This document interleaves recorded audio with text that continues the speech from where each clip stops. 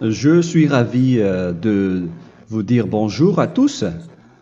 Nous sommes arrivés au moment où nous allons pouvoir avancer dans l'enseignement, c'est-à-dire avec la parole du Père Yava et de Yahushua. Nous allons suivre le numéro 16 de l'enseignement pour aujourd'hui. Donc nous sommes à nouveau arrivés au moment où nous allons pouvoir avancer avec l'enseignement qui porte le numéro 16 pour notre enseignement d'aujourd'hui. Et le titre de l'enseignement, c'est que vous devez être baptisé par Elia lorsque vous êtes convaincu. Et je vais continuer pour que vous soyez sauvés, pour que vous ne péchez plus. Justement, donc, vous devez être baptisé. Mais pourquoi devez-vous être baptisé? Pour quelle raison? Lorsque vous êtes vraiment convaincu, excusez-moi, la loi dit que il faut faire de toutes les nations des disciples et les baptiser après. Nous allons lire cette parole d'abord, qu'il faut faire de toutes les nations des disciples et les baptiser après, selon le livre de... Qui déjà? Marc. Attendez d'abord. Non, c'est Matthieu 28.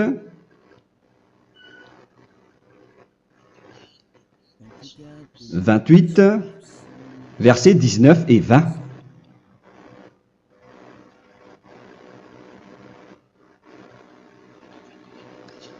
Matthieu 28, 19, 20.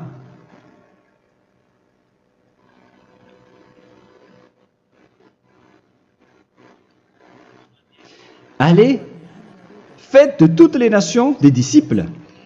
Ici, donc, il faut faire toutes les nations des disciples. Les baptisons au nom du Père, du Fils et du Saint-Esprit. Donc, à la fois,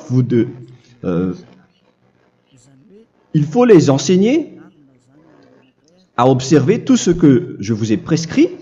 Donc, en enseignant une personne, c'est comme ce que Elia fait en ce moment. Après, donc, il faut baptiser cette personne qui est convaincue par l'enseignement. Donc, on ne doit pas baptiser une personne qui n'a jamais entendu cet enseignement. Voilà la première loi.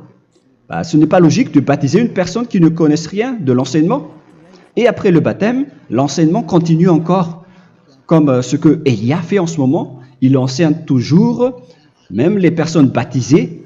Donc, on continue toujours à enseigner. Mais le baptême est donc une loi, tout d'abord. Donc, une fois convaincu, vous devez être baptisé. Moi, je ne vais plus parler du sujet d'enseignement que vous connaissez déjà, parce que vous êtes déjà convaincu. Donc, si vous voulez être nettoyé, lavé de vos péchés, pour que vous ne péchez plus dans ce saint royaume où il y a Elia, alors vous devez être baptisé, car c'est une loi selon l'Acte des Apôtres 22:16. Pourquoi tardes-tu? Lève-toi, appelle son nom et sois baptisé.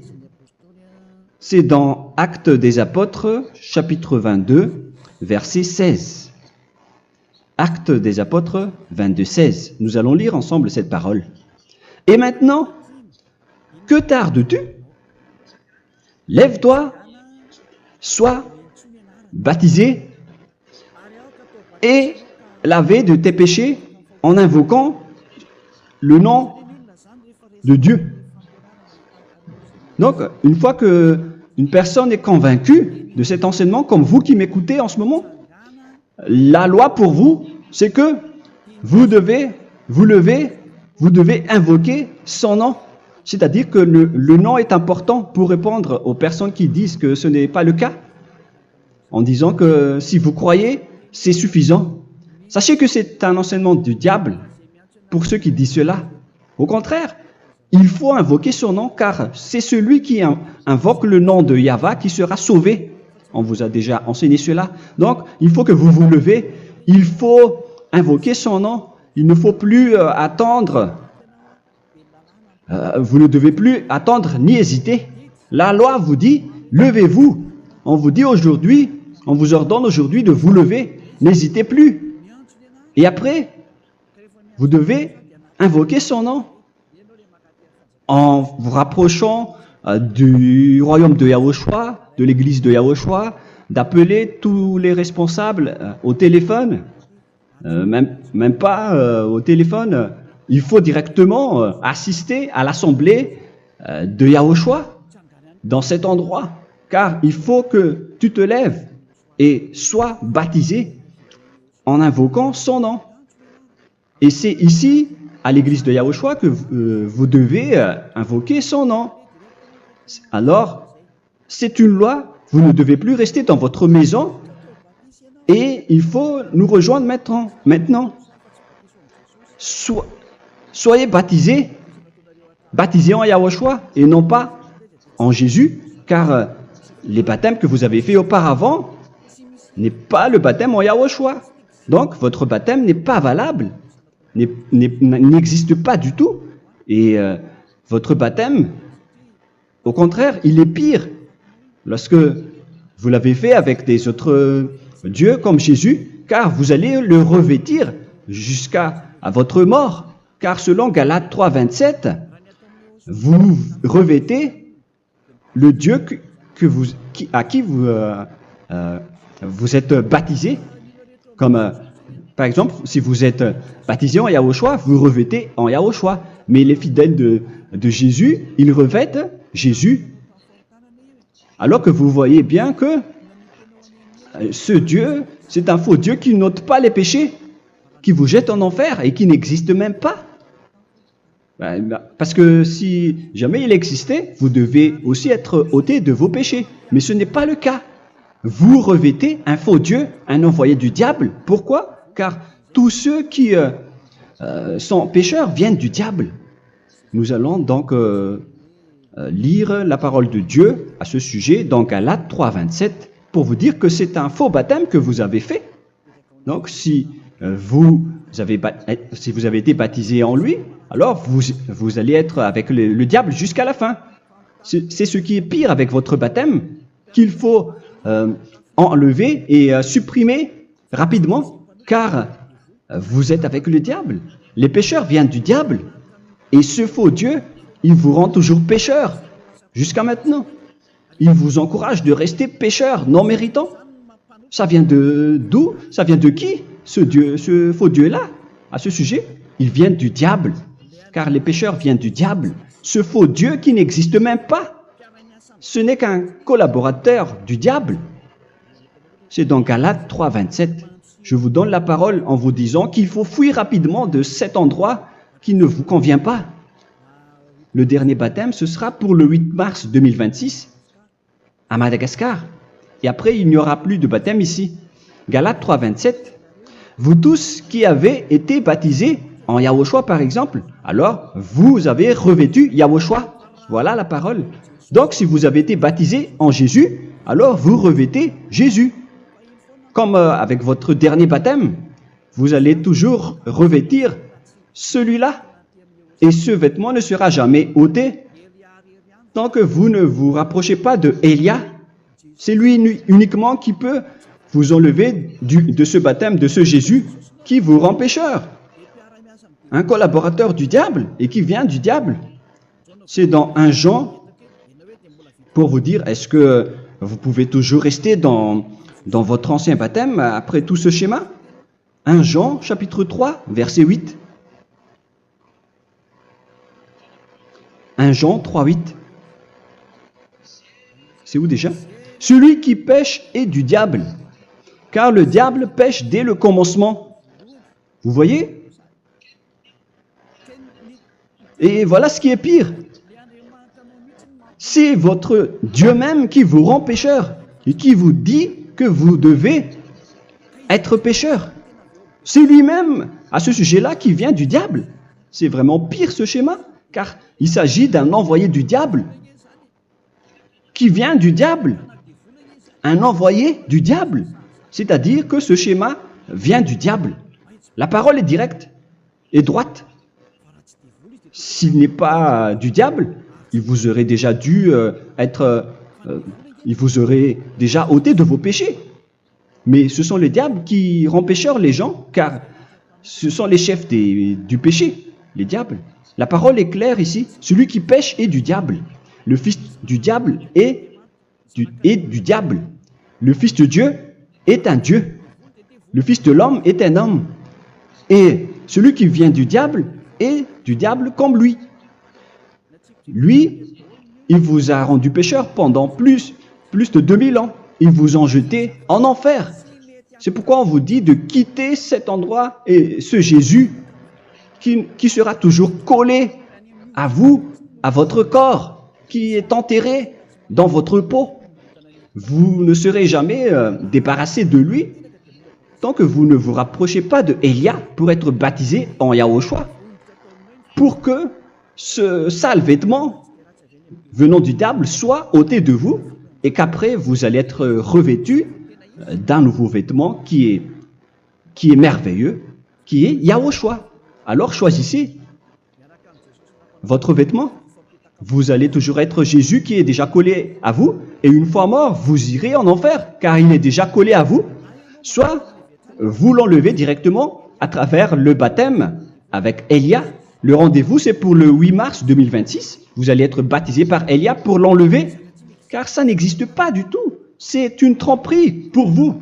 Ce n'est même pas un baptême. C'était le fait de faire entrer du diable à l'intérieur de vous. Si vous voulez être libéré de cela, vous devez vous rapprocher de Élia à travers le baptême pour que la parole soit bien placée dans Actes des Apôtres 22:16. Revoyons cette parole. Actes des Apôtres 22, quel verset déjà? 22:16. Voilà. Et maintenant, que tardes-tu? Lève-toi. Voilà l'ordre pour vous. Lève-toi, ne tarde plus. En invoquant son nom. C'est un ordre. Invoque son nom. Et sois baptisé et lavé de tes péchés. Car celui qui t'a rendu pécheur, c'est Jésus ou Jesus.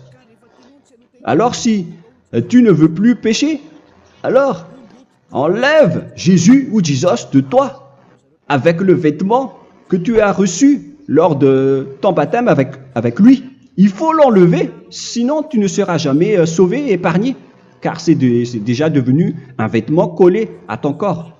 La seule solution pour toi, c'est de te rapprocher de Élia pour être ôté de tes péchés, car la loi est claire ici.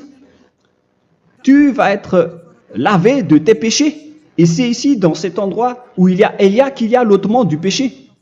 Pourquoi vous êtes ôté de vos péchés? Pour quelle raison? D'abord, vous êtes déjà lavé à travers le baptême. On vous nettoie. Et une fois nettoyé, une fois lavé, qu'est-ce qui se passe à ce moment-là? Pour que les gens ne pêchent plus en vrai. Car toutes les personnes qui sont baptisées en Yahushua revêtent Yahushua. Vous êtes mariés à Yahushua. Et c'est à travers ce baptême, après votre baptême, c'est à partir de là, après avoir suivi toutes ces lois, car le baptême c'est une loi.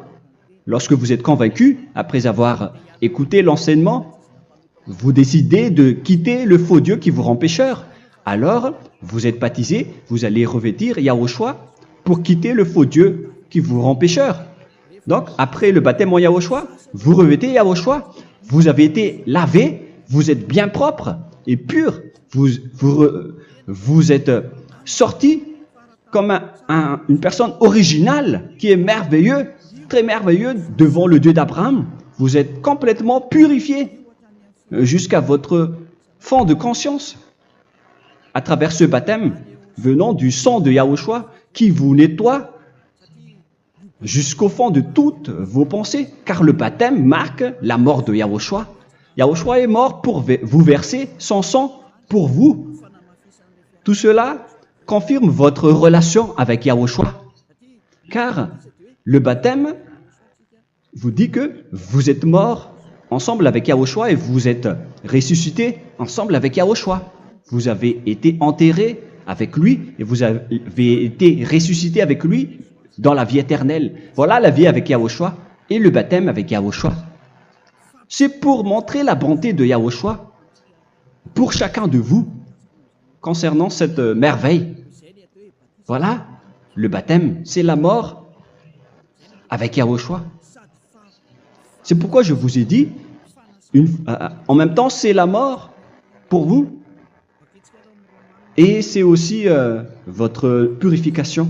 C'est dans Romains, chapitre 6, verset 4. Nous avons donc été ensevelis avec lui par le baptême en sa mort, afin que, comme Yahushua est ressuscité des morts par la gloire du Père, de même, nous aussi, nous marchions en nouveauté de vie. Donc, on était morts avec Yahushua à travers le baptême, et c'est après aussi que nous avons été ressuscités vers la nouvelle vie. Verset 5. En effet, si nous sommes devenus une même plante avec lui par la conformité à sa mort, nous le serons aussi par la conformité à la résurrection. Nous voyons bien ici que nous étions morts ensemble avec Yahushua à travers le baptême. Nous étions morts ensemble avec lui. C'est clair ici. On parle ici du sujet du baptême. Nous avons donc été ensevelis avec lui par le baptême en sa mort, mais pas avec autre chose. C'est clair alors à travers cette parole que c'est à travers ce baptême que nous allons avoir la même geste que Yahushua. Donc si vous voulez être ôté de vos péchés, vous devez entrer dans le baptême. Et une fois baptisé, la personne est intégrée directement au ciel des cieux. Mais il y a des étapes à suivre avant d'arriver là-bas, hein, ce que je suis en train de vous enseigner en ce moment, car l'objectif du baptême, avec la mort et la résurrection, et l'enterrement, après la fin de votre chemin, c'est le ciel des cieux. Et on parle de vous en tant que vivant. C'est dans Éphésiens chapitre 2, verset 6. Éphésiens 2, 6. Et il nous a ressuscités ensemble, c'est-à-dire ressuscités avec Yahushua après le baptême, et nous a fait asseoir ensemble dans les lieux célestes en Yahushua, c'est-à-dire au ciel des cieux. Voilà donc les avantages des personnes baptisées en Yahushua, ceux qui ne pêchent plus. Et l'objectif, les excuses, l'objectif, c'est d'accomplir la parole de Yahushua qui a dit « Ne péchez plus ». C'est ça l'objectif du baptême. Le baptême, c'est que vous n'allez plus jamais pécher. Selon la parole de Yahushua, qui se trouve où déjà? C'est dans Jean chapitre 8, verset 11. Jean 8, 11. Excusez-moi. Elle répondit, « Non, Seigneur. » Et Yahushua lui dit, « Je ne te condamne pas non plus. Va et désormais ne pêche plus. » Donc l'objectif de votre mort et de votre résurrection avec Yahushua, c'est d'arriver dans cet endroit où vous ne péchez plus. C'est la loi de Yahushua, la loi de la perfection que vous devez suivre. La finalité, c'est que vous ne devez plus pécher. C'est une loi incontestable, car c'est la justice en Yahushua. Il ne faut plus jamais pécher. Et c'est vraiment la vérité. Et il a même confirmé cette parole 2 fois, à 2 reprises, selon aussi Jean 5, 14, que nous allons lire également. Il a répété cette parole 2 fois. Depuis, Yahushua le trouva dans le temple et lui dit, « Voici, tu as été guéri. Ne pêche plus. » Excusez-moi. Ne pêche plus, de peur qu'il ne t'arrive quelque chose de pire. Donc il ne faut plus rappeler vos péchés, sinon le pire va vous arriver.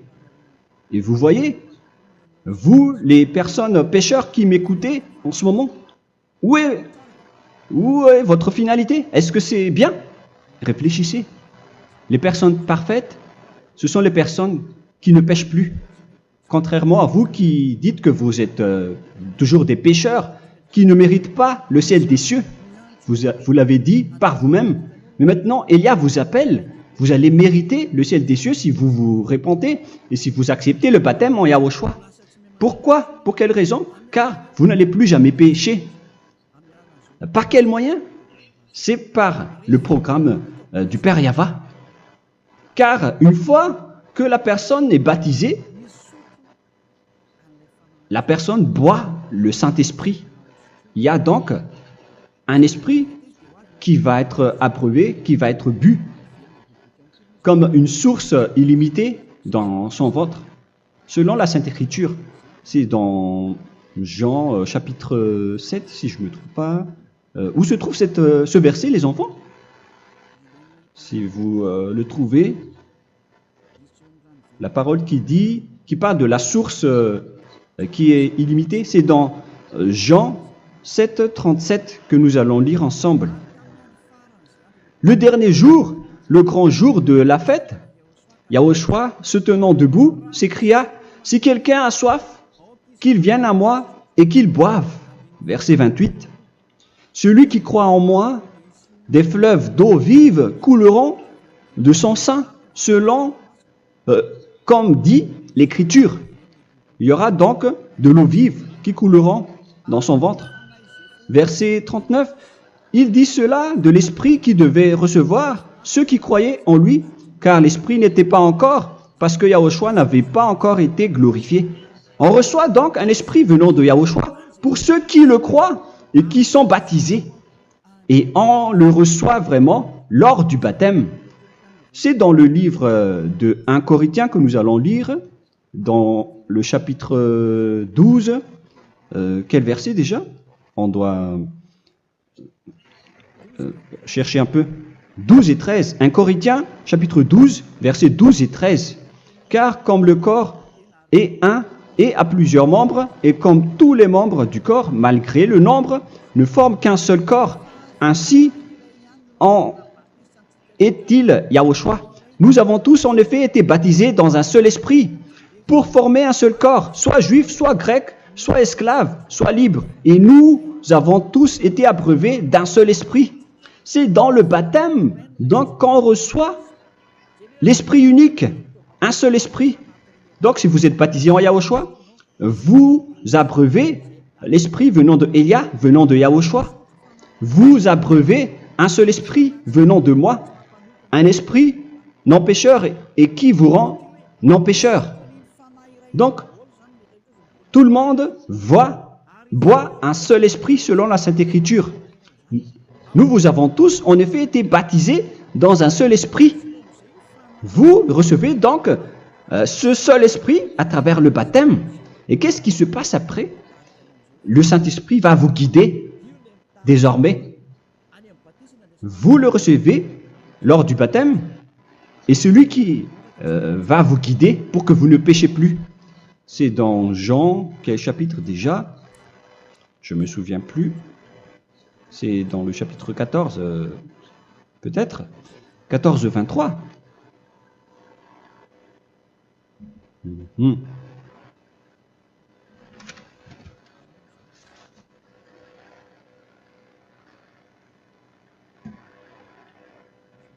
Où il est passé déjà?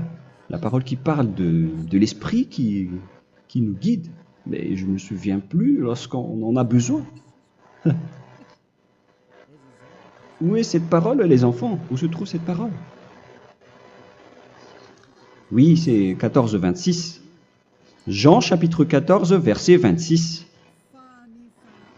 Mais le Consolateur, l'Esprit Saint, que le Père enverra en mon nom, vous enseignera toutes choses et vous rappellera tout ce que je vous ai dit. La parole de Dieu précise bien ici que le Saint-Esprit, qui est le consolateur, à la fois donc il est consolateur, il est envoyé par le Père en mon nom, il vous enseignera toutes choses et vous rappellera tout ce que je vous ai dit. C'est le Saint-Esprit donc qui vous enseigne, qui vous guide avec toutes les choses que vous avez besoin dans votre relation avec Yahushua. C'est lui qui est le vrai enseignant, le vrai guide, qui vous guide dans votre chemin. C'est dans Jean 16, 13, peut-être. C'est dans Jean 16, 13 que nous allons lire ensemble. quand le consolateur sera venu, l'Esprit de la vérité, il vous conduira dans toute la vérité. Il vous conduit, il vous guide, il vous enseigne en même temps. Et à quel moment vous allez faire du mal à ce moment-là? Car en tant que consolateur, il vous frappe, il vous gronde. Il vous gronde à travers votre esprit, à travers votre conscience. Et c'est vraiment dur. Hein. Vaut mieux être attrapé par un taureau que d'être attrapé par sa conscience. Donc c'est à travers votre conscience qu'il vous guide. Mais si vous ne voulez pas être consolé ni conseillé, si vous ne voulez pas être corrigé, vous revenez vers le mal, 7 fois plus de mal. C'est pourquoi les gens quittent Yahushua, car ils ne veulent pas être consolés et guidés par le Saint-Esprit venant de Yahushua. C'est pourquoi les gens quittent et abandonnent Yahushua, car ils veulent toujours continuer à faire du mal. Mais si une personne veut vraiment être avec Yahushua, avec son cœur, cette personne ne sait plus faire aucun mal. Il ne sait plus faire ça, car elle est déjà guidée par le Saint-Esprit. Quels sont alors les fruits du Saint-Esprit, le résultat du Saint-Esprit avec une personne? Mais le Saint-Esprit existe bien, ainsi que ses résultats. Voilà. Nous allons voir d'ailleurs les fruits du Saint-Esprit. C'est dans quel verset, les enfants? Je ne me souviens pas non plus. Je vais également donc la rechercher. Nous allons voir un peu les fruits du Saint-Esprit que je vais rechercher rapidement et chercher un peu. Celui ou celle qui le voit en premier, vous me le dites directement la réponse.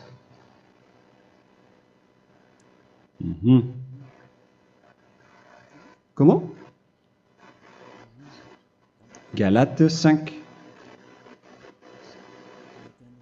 Galates 5. Nous allons lire à partir du verset 19 et 20. Non, on va commencer à partir du verset 22. Galates 5, 22. Mais le fruit de l'esprit, c'est l'amour, la joie, la paix, la patience, la bonté, la bénignité, la fidélité. Vous voyez? Vous marchez dans la droiture et dans la vérité directement. La douceur, la tempérance, la loi n'est pas contre ces choses. Vous voyez? Les gens ne vont plus dans le mauvais sens. Mais les gens qui n'ont pas le Saint-Esprit, voilà ce qu'ils font. Dans le verset 19 et 20. Or, les œuvres de la chair sont manifestes avec les personnes qui n'ont pas le Saint-Esprit, qui sont guidées par la chair. Ce sont l'impudicité, l'impureté, la dissolution, l'idolâtrie. Vous avez tous fait cela. La magie, les inimités, les querelles, les jalousies, les animosités, les disputes, les divisions, les sectes. Verset 21, l'envie, l'ivrognerie, vous qui êtes ivrognes, qui fréquentez les boîtes de nuit, qui dites toutes sortes de gros mots, les excès de table. Et cette parole vous convient, vous concerne même, vous qui m'écoutez en ce moment. Et je vous dis, comme je vous ai déjà dit autrement, celui qui fait cela n'héritera pas le royaume de Dieu, c'est-à-dire vous n'entrerez pas au ciel des cieux. C'est valable pour vous les pécheurs. Vous pouvez vous mesurer par vous-même, vous qui êtes avec Jésus ou Allah. La parole est claire pour vous, vous n'irez jamais au ciel des cieux. La question qui se pose, où est alors votre espoir, vous qui allez prier? Car la parole de Dieu vous lit déjà votre finalité. C'est la parole du Dieu d'Abraham qui a engendré Yahushua, son fils. Voilà la loi qu'il a dit aux apôtres. Les malfaiteurs n'iront jamais au ciel des cieux. Mais pourquoi vous allez encore rester là-dedans? Pourquoi ne pas rejoindre Élia pour être purifié et lavé? Rapprochez-vous d'Élia pour que votre esprit soit sauvé. Le dernier baptême aura lieu pour le 8 mars 2026. N'attendez pas ce dernier jour. Dès maintenant, inscrivez-vous votre nom dans le baptême si vous ne voulez pas être jeté en enfer. Mais si vous voulez être jeté en enfer, alors tant pis pour vous. Alors que vous avez peur de mourir, et vous allez chez le médecin lorsque vous êtes malade, vous avez peur du feu de charbon, alors que ce n'est qu'un petit feu de charbon. Là, on parle de l'enfer. Hein. Alors, il faut bien réfléchir et soyez bien conscients.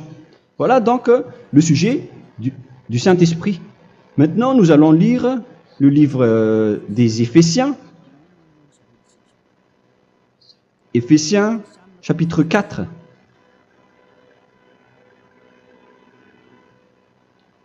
À partir de quel verset?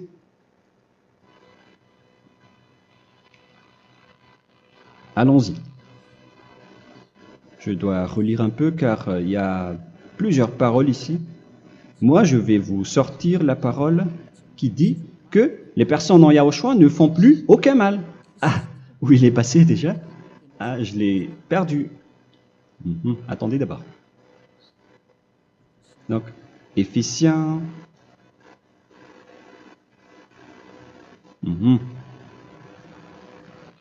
C'est dans le chapitre 5, on dirait. Et nous allons voir tranquillement. Mais nous allons voir dans Galates 5,16 d'abord. Je dis donc, marchez selon l'esprit, et vous n'accomplirez plus les désirs de la chair. C'est-à-dire donc que vous devez être baptisé, car sans le baptême, vous n'aurez jamais le Saint-Esprit. Verset 17. Car la chair a des désirs contraires à ceux de l'esprit, et l'esprit en a des contraires à ceux de la chair. Ils sont opposés entre eux, afin que vous ne fassiez point ce que vous voudriez. L'esprit et la chair s'opposent toujours. Alors il faut suivre l'esprit maintenant pour aller au ciel des cieux. Et voilà donc la suite de la parole. Éphésiens 4:21.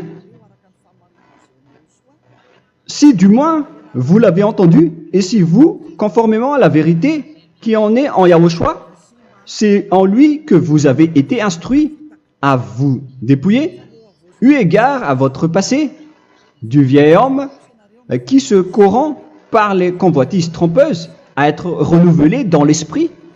Donc l'esprit travaille et va dans votre conscience et dans votre intelligence, et à revêtir l'homme nouveau créé selon Dieu dans une justice et une sainteté qui produit la vérité.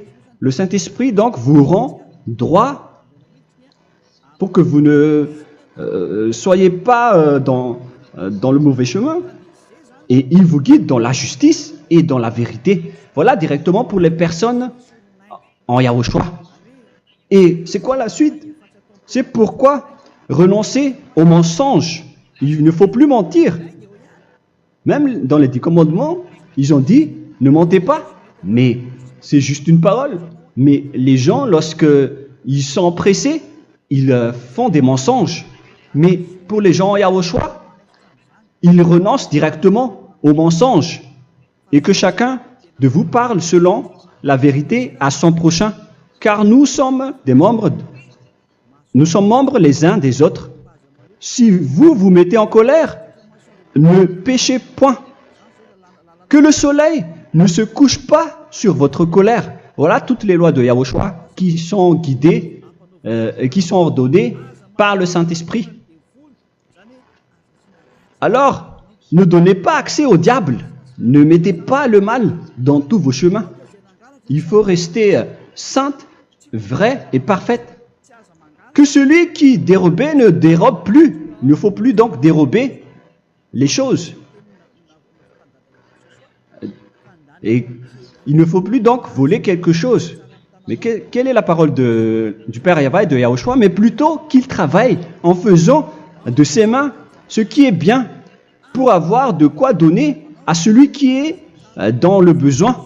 Qu'il ne sorte de votre bouche aucune parole mauvaise, mais s'il y a lieu, quelques bonnes paroles qui servent à l'édification et communiquent une grâce à ceux qui l'étendent. N'attristez pas le Saint-Esprit de Dieu par laquelle vous devez être scellés pour le jour de la rédemption.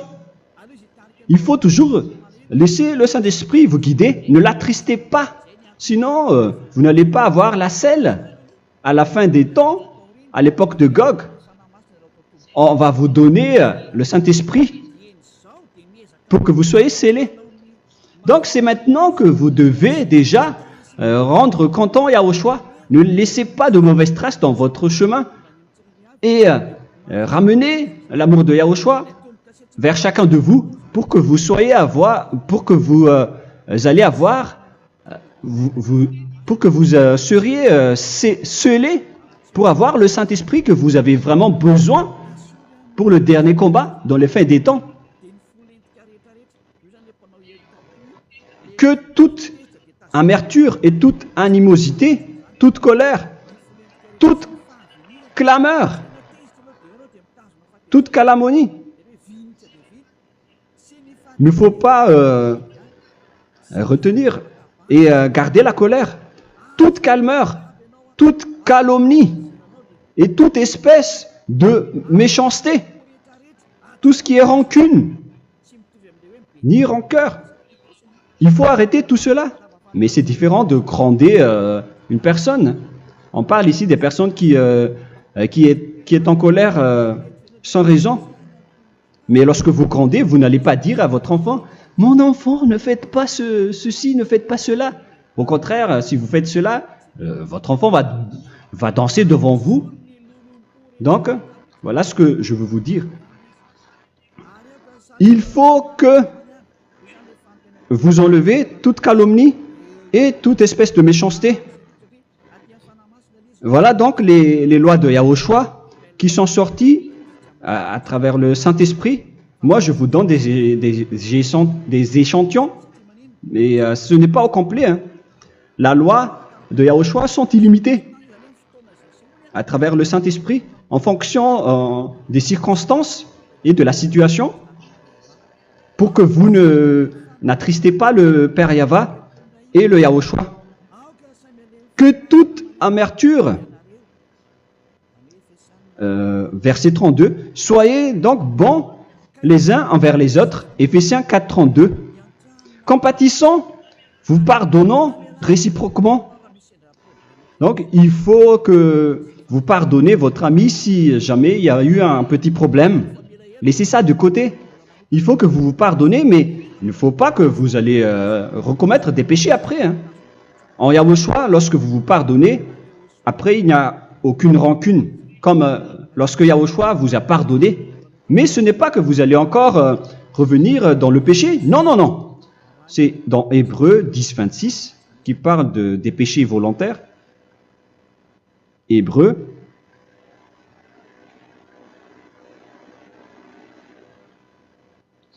Hébreux chapitre 10. C'est bien ça, hein? Pour ceux qui s'en souviennent. Voilà, versets 26 et 27. Hébreux 10, 26, 27.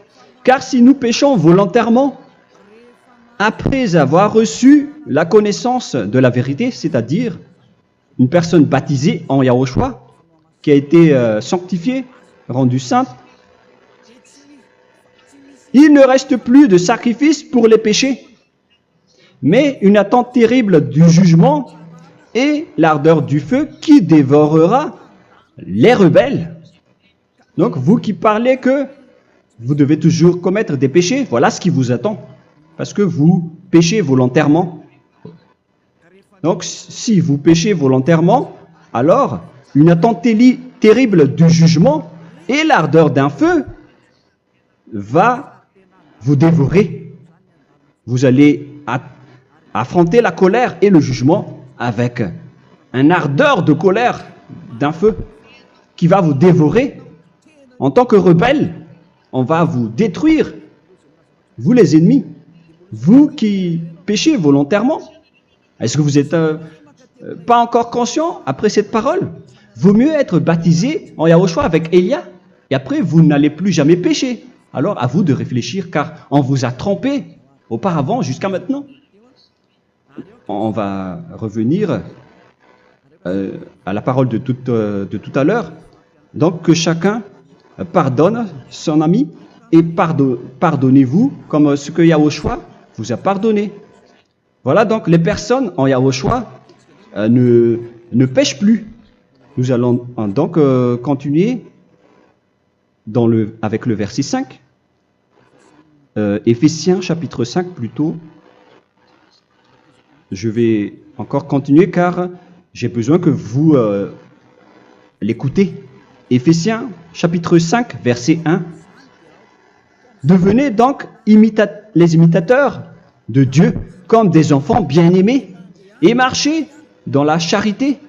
Le fruit de l'esprit, c'est de l'amour, on vient de lire, à l'exemple de Yahushua qui nous a aimés et qui s'est livré lui-même à Dieu pour nous comme une offrande et un sacrifice de bonne odeur. Verset 3. Regardez ces lois. Que l'impudicité, qu'aucune espèce d'impureté et que la cubicité ne soit même pas nommée parmi vous, ainsi qu'il convient à des saints. C'est bien clair alors ici qu'il ne faut pas faire l'impudicité ou parler de tout ce qui est adultère, impudicité, qu'aucune espèce d'impureté, tout ce qui est impur, l'abomination, la profanation et tout ce qui parle autour de ce sujet, n'en parlez jamais. Et que la cupidité ne soit pas nommée parmi vous, ainsi qu'il convient à des saints, y compris l'impudicité, l'abomination. Même juste en parler, ce n'est pas autorisé. Vous voyez que c'est vraiment différent. Lorsqu'on est en Yahushua, la cupidité, c'est-à-dire parler dans le dos des autres, qu'on n'entende ni parole de déshonnêteté, ni des propos insensés, ni des plaisanteries, choses qui sont contraires à la bienséance, qu'on entende plutôt des actions de grâce, car sachez qu'aucune impudique ou impure ou cupide, c'est-à-dire idolâtre, n'a d'héritage dans le royaume de Yahushua et de Dieu. C'est-à-dire, il ne faut pas s'allier avec les malfaiteurs. Les enfants du mal, ne vous alliez pas avec eux.